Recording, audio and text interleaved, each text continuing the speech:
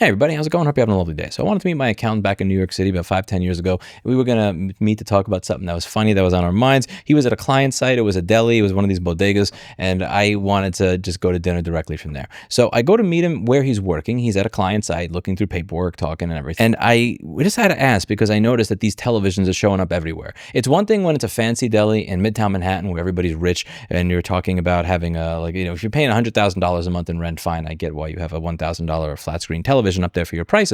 But when you would have bodegas in the middle of the ghetto that would have fucking 70-inch flat screen TVs for the pricing, I just didn't get it. So I just asked, like, okay, can you tell me what the point is of this? Like, I'm not trying to be anti-technology here, but what is this? Somebody just has a giant smirk on his face, and he looks at the guy and goes, Gustavo, remote. And he takes the remote, he presses a button, and all the prices just practically double. Like a meatball Parmesan panini that was $7.99 just became $14. Everything on the menu, and you fucking piece of shit. This is the most New York thing I've ever seen in my life. You're literally just charging different prices for different people. So he was explaining how, the local people that work in the buildings are not going to pay $15 for a fucking meatball Parmesan panini, at least back then. But the people that are showing up that are tourists that have already been told by all their friends how expensive Manhattan is, they have been conditioned to it because they've seen all the propaganda on how expensive and everything New York City is. So, we might as well give them what they're expecting. And they hit the button on the TV. And when you have the crowd that's coming from the Broadway shows and all the theaters around 46th and 47th Street, he would have different prices for them. And that was the point of this. That was the original dynamic pricing. And this is, of course, like most scams, something that originated in New York City. I'm never going to forget that. Gustavo, remote. And he hits it, and that happens. And this is something that I've had a comic on my website for about 15 years about. It's based on a repair company that I worked for before I started my business, where what they do is they try and figure out what it is you're willing to pay based on what you look like. So if a Manhattan businessman from JP Morgan comes in with his suit and tie, he's going to pay a different amount of money than some broke musician hipster from Bushwick that has like 50 piercings and hasn't shaved in 2 months. No offense, I'm not trying to make fun of you for whatever else, but you get the point. Like, they would look at a person and they would try to figure out what are you willing to pay based on your appearance. And this was just something that I laughed at. Again, I don't think it's right. I think it's fucking lame. But whatever, it's New York City. The interesting thing is that thanks to technology, this is something that's now going to be exported throughout the country. And a lot of you have been asking what I think of it. This comes from the Food Institute, dynamic pricing. Should some shoppers pay more for the same goods? And it's coming on the cusp of fear that the White House is going to come out with an executive order that's not going to allow states to regulate AI. So cameras now have artificial intelligence built into them, and there are many systems that will combine the camera with a really powerful back-end artificial intelligence system and machine vision and machine learning in order to figure out what things are. And we've gone over this when it comes to companies like Flock. There was a story recently of a kid that was eating Doritos, and the camera thought that there was a gun, and the police got called because they thought that he was carrying a weapon when he was carrying Doritos. These systems are... yeah, they suck. But one of the things that people are concerned about here is that if you're going to have a LCD screen that is being used for a price instead of a piece of paper or a price tag at a grocery store, that means the price can change. And the real question is going to be, well, how is the price going to change? Is the price going to change when the price of eggs goes up today? Is the price going to change because somebody with a suit and tie is walking down the aisle versus somebody that looks like a homeless bum? And this is something that is very deeply concerning. Are you going to be charged a different amount of money based on this? They're giving some examples here. When consumers pay more for goods based on arbitrary criteria, it's crossed the line. For example, the room rate for a hotel room in a city has a cost. The cost should not change based on where the person booking the room lives. This has no relevance to the room in the destination city itself. It is greed. And again, I usually don't have a problem with greed. Everybody wants to make as much money as possible. It is how you make your money. It is how you deal with your greed that matters. I am greedy. I want to make as much money as possible, which means I want to fix as much stuff as possible. I want to get as much stuff in and out the door as humanly possible, and I will figure out every way to do so.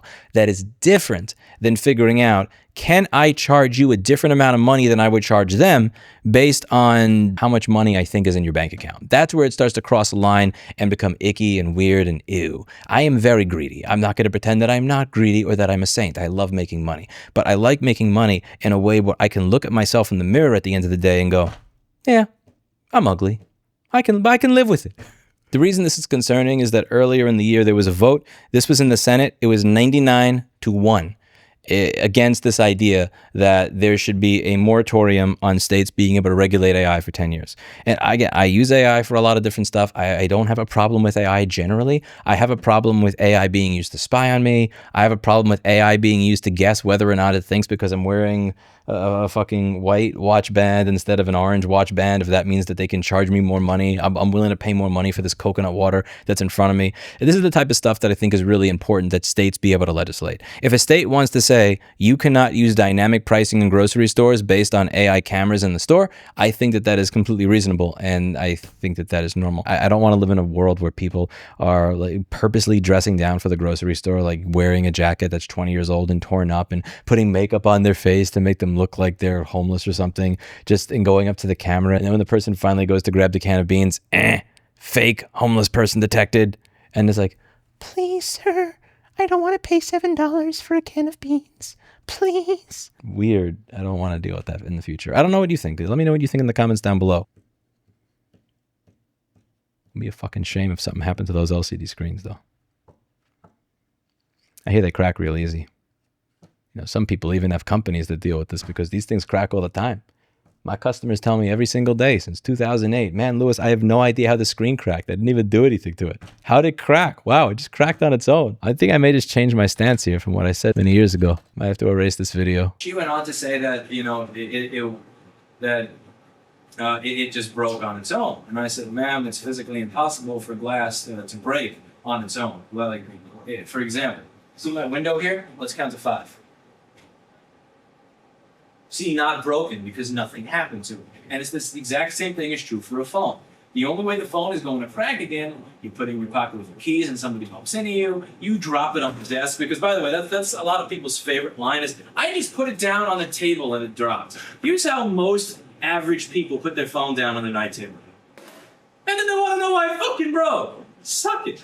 Now, here's what I said based on what she told me. I said, well, can you tell me a little more about it? And she goes, well, I had it fixed, and there was an edge crack that I didn't really think much about, but now it spread to the entire phone, and yeah. Now, I did what good attorneys do. You do not want to argue with somebody and go back and forth and bicker. The best thing to do is to lead them towards what you want them to agree with. You lead them. You give them little drops that they agree with and say yes to. It's called a leading question if good attorneys object to this. And you lead them to what it is you want them to realize.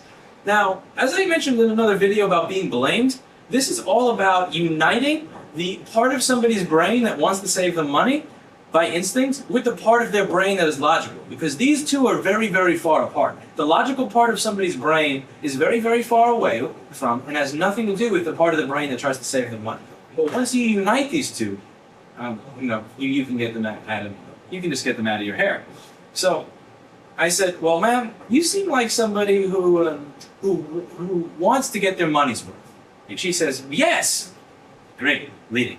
I said, you strike me as somebody who wants to make sure if they paid full price for a service that they got exactly what they paid for. And I respect that. And she goes, absolutely. Great, leading. And I go, well, you strike me as somebody who wouldn't give me $87.10 after spending 10 seconds looking at their phone if they saw a crack in it. I don't think that you would have given me $87.10 if I gave you back a cracked phone screen. And she goes, and hangs up. Literally that noise. And hangs up. Because I fucking caught you in your lie. But she knows there is no fucking way in hell that she would have taken back a cracked phone and given me money. And I remember this particular individual because they spent 20 seconds looking at it and went, great! And threw out the screen protector before they left. That's not somebody that got a cracked phone then. I'm open to admitting I'm wrong. Maybe screens do break on their own. And maybe all these screens in these grocery stores that have prices on them are going to start magically breaking on their own. That's it for today. And as always, I hope you learned something.